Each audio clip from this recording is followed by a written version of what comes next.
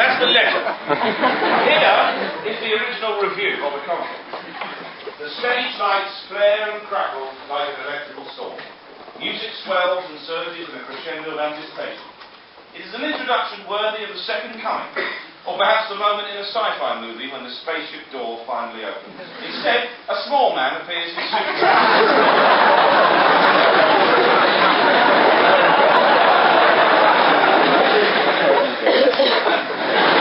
and a white shirt, giving a little wave like a businessman happy to have finished a long day at conference call. This man is Burgh. You may have heard of him. The name alone summons a rush of associations, some of which carry a shudder, few of which fail to draw a smile.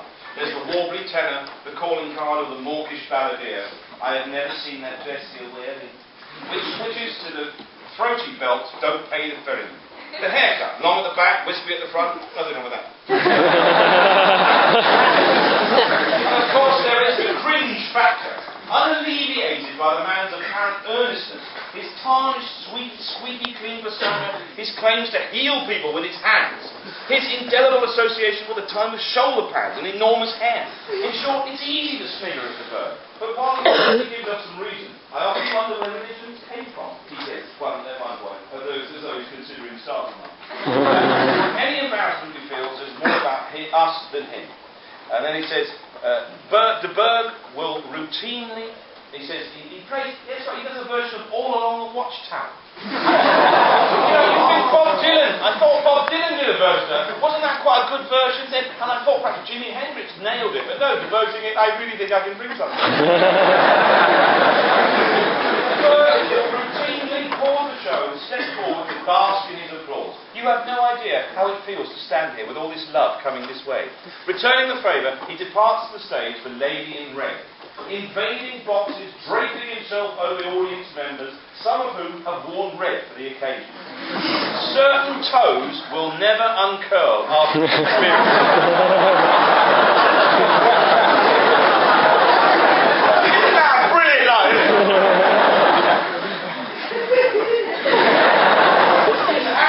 Unaltered, the Burgh is remained by the flow of time.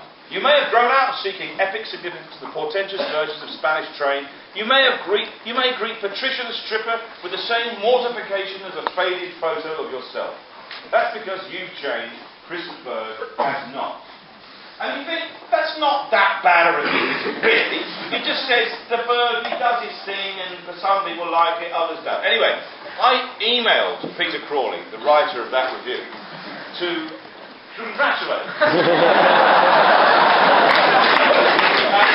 This is the correspondence that we have. Right? I printed it off. Peter, I felt bound to congratulate you on your recent review of Burgh's show in Dublin.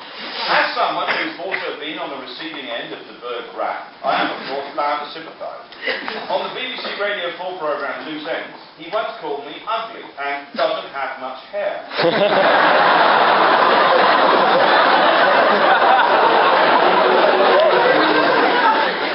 Forgetting, perhaps, that I was a team captain on them minor bus cars and would be able to respond on national television. I obliged. I think the words spat from my mouth with a degree of spittle where the mono-browed nanny-shagging toss-money.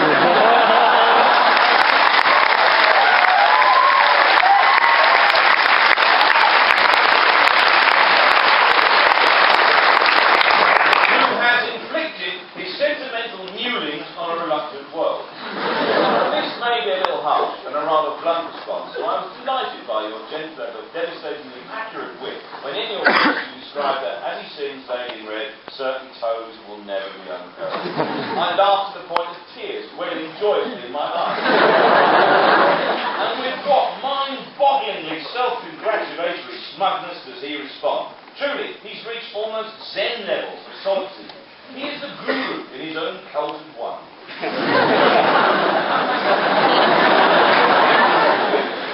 How will you ever recover from that tirade of abuse? Creepy Crawley, that must have cut you pretty quick. Whenever I feel the time has come for me to leave Chris alone and move on to more deserving targets, he does something like this.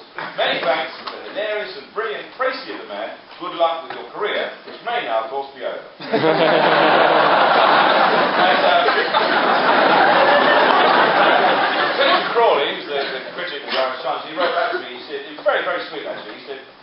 by me on Nassau Street a couple of months ago, I couldn't summon the nerve to tell you how much fun and laughter your work and wit has brought to me over many years.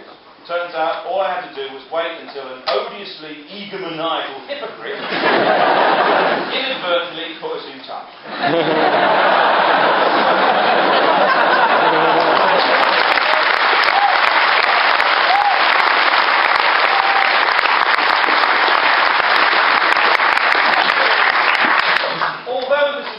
Now gone beyond surreal, I've discovered that when somebody publicly expresses their gripes against me, regional knife sharpening competitors, countries with populations the size of Greater Manchester, and dogs that bark and snarl from a distance, attract some unlikely allies. I got a message from someone pledging us